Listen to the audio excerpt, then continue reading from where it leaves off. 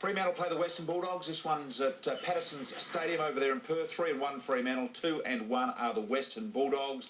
And so the favourites on their home track, $1.65, the Fremantle Dockers. Saw them play last week. They were very, very impressive, Jono.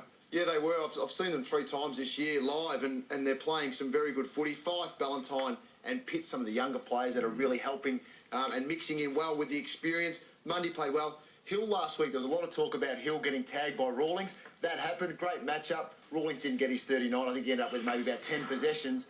But Hill handled it pretty well, I thought. I would have liked to have seen him go forward of centre a little bit more and then use his skills in that position rather than sort of floating around the back. But seemed to handle it well and got through the game with a pretty good performance. Surprisingly, Freo ranked #1 in the competition for forward pressure and in particular tackles in their side, their 50. They do harass and they are very good at it, aren't they?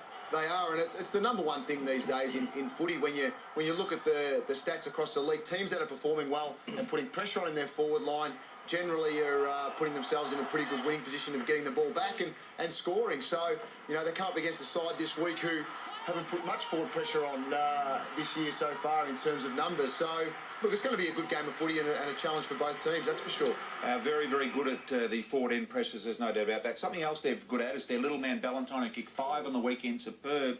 I tell you what, the little men in this competition are just back, Shorey, little dwarfs like yourself. They are back in vogue. It was only 5 years ago that someone like Shorey or Ballantyne wouldn't get a game. Have a look at the 3 we've got on the board here for you. Ballantyne and what he's doing, and of course there's Blair at Collingwood, McGlynn. There are probably others in the competition I haven't thought of as well. But 3 of the best. They're having a great impact. Look at the tackles down the bottom, 17, 14, 13 for the year so far. Little people having a big impact, Shorey. Little blokes do that. Little blokes do that. Vogue, aren't they? And I would like it to be vertically challenged instead of dwarfs, thank you. The little vertically challenged. But anyway, they're back. No, they are. You're someone that looks after young kids. It just gives them another outlet to get in. Clubs are no longer saying it's too small. Yeah, well, especially if you've got those other things going, whether it's pace and a real work ethic. I mean, look, Dave Rodens of the world, the little fellas are all having an impact for sure. The Dogs, Shorey, what do you make of their squad for this weekend? Of course, tackling Fremantle on their home track. Well, the big thing is it looks like Daniel G in Syracuse has done a hammy, so he won't play. So Mitch Wallace might get his chance, or Nathan Jakira, who came in from Geelong.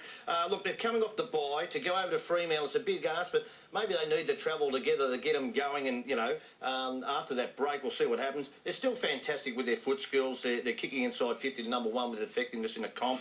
I love it. They play on Kings, and to do that by foot, I don't mind. If they do it by hand, I think that can break down in finals. Just Tommy Williams, he's become, I don't know whether he's just take the next step now, and he might be a bit doubtful himself. I heard today that he might have had a back spasm of training, so he mightn't come. But his intercept marking's been brilliant, so hope Mitch Wallace gets a game to join Libba. By the way, go to the website, foxsports.com.au, if you want to find out, and you can enter the most underrated players in the competition.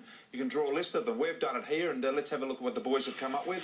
The 5 most underrated players in the competition. I say Leon Davis, Barlow, Prashtia.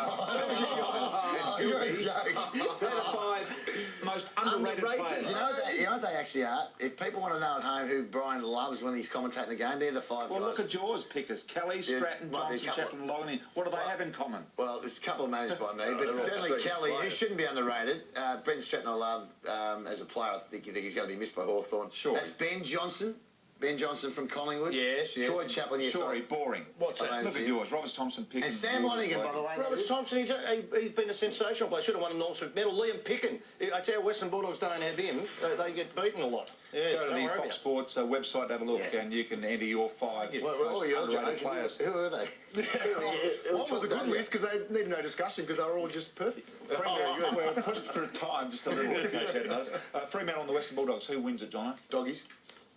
Yes, What a Pickers. surprise. Fremantle for me. Yeah, Freo over there. All right, let's move on to the next one. And, of course, before we do that...